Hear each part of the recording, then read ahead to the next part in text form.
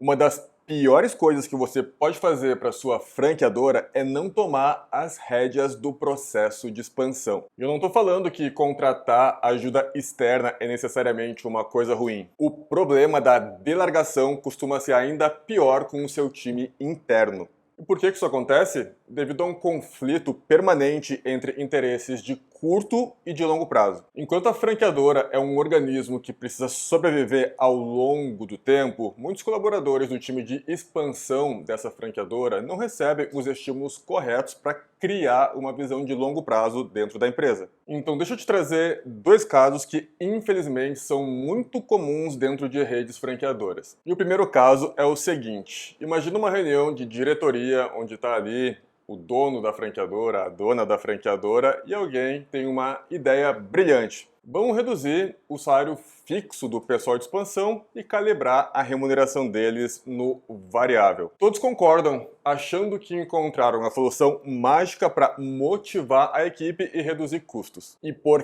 que isso é um desastre? Porque salário baixo acaba atraindo pessoas menos qualificadas e até mesmo atrai pessoas qualificadas mais por um curto espaço de tempo, porque na primeira oportunidade que esse profissional mais qualificado tiver, ele vai sair fora dessa empresa franqueadora. E o segundo ponto é que isso gera uma pressão insustentável. A equipe fica sob pressão constante para conseguir fechar negócios, e isso faz com que a qualidade do processo de seleção de novos franqueados seja comprometida. E o terceiro aspecto é que essa política gera alta rotatividade, uma vez que os melhores colaboradores não ficam por muito tempo em ambientes que não lhe garantem uma boa estabilidade financeira. A verdade é que existe esse conflito de interesses que eu falei lá no início. O desejo de ganhar mais no curto prazo pode levar a aprovações de candidatos que não são os ideais para entrar na rede. E por mais que o dono da franqueadora seja o decisor final, aquele que vai dizer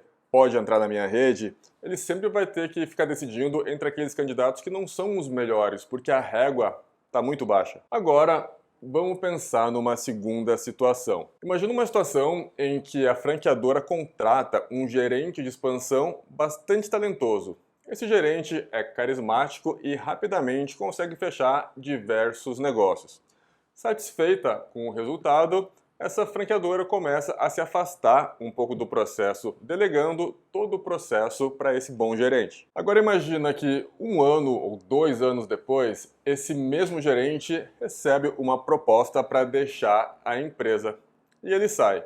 Subitamente, o franqueador se vê com uma rede expandida, mas começa a perceber alguns probleminhas. Primeiro, os franqueados não têm exatamente o perfil da marca. Segundo, ele percebe que as unidades foram implantadas em locais questionáveis. Terceiro, ele percebe que os franqueados começam a cobrar sobre algumas promessas que aquele gerente tinha feito, só que dificilmente a franqueadora vai conseguir cumprir. E quarto, falta de documentação adequada referente a todo o processo de expansão e negociação. E por que isso acontece? Mais uma vez, aquele problema de foco no curto prazo. O gerente talentoso e proativo pode ter priorizado resultados de curto prazo em detrimento da saúde financeira da franqueadora. Eu já vi isso várias vezes. O segundo motivo, quando você se afasta do processo de expansão, é a falta de alinhamento profundo. Ninguém conhece ou se importa tanto com o negócio quanto o próprio franqueador. E um terceiro motivo para chegar a esse desastre é que muitas franqueadoras não têm sistemas de documentação robustos, o que acaba tornando ela dependente de alguns indivíduos em específico. A verdade é que essa delargação gradual pode levar a uma perda de controle quase que imperceptível até que seja tarde demais. E como então resolver isso?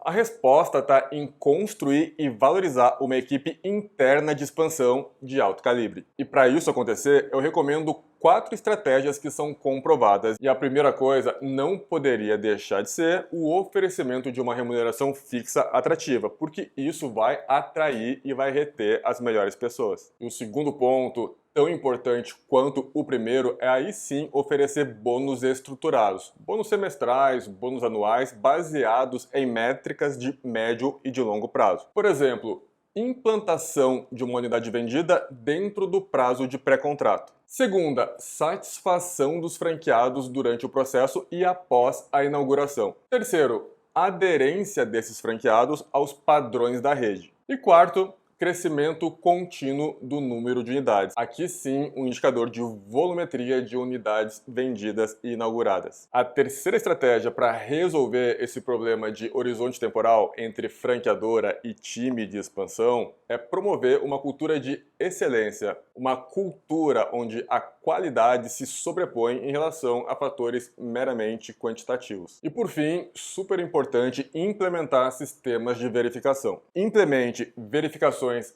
regulares e auditorias no processo de expansão. E claro, muito envolvimento da alta cúpula da franqueadora em ritos de gestão pelo menos semanais com o time de expansão. E falando em sistemas de verificação, uma boa dica é conseguir construir um legado de conhecimento. Um dos maiores erros que eu vejo é a falta de sistematização do conhecimento. A sua franqueadora tem todas as condições e deve ser uma máquina de retenção de aprendizado. Implemente um sistema robusto de coleta e de análise de feedback, tanto em relação aos candidatos que não avançaram no processo, quanto aqueles que avançaram e já estão dentro da rede. E um ponto que é muito importante, que vai facilitar muito esse teu processo, é a implementação de um bom CRM. Dentro de uma ferramenta de CRM, você vai conseguir centralizar todas as informações relevantes, bem como todos os pontos de contato que você teve com os teus franqueados ou com os eventuais candidatos que não chegaram até a fase final. A conclusão aqui é que existe dentro da equipe interna um valor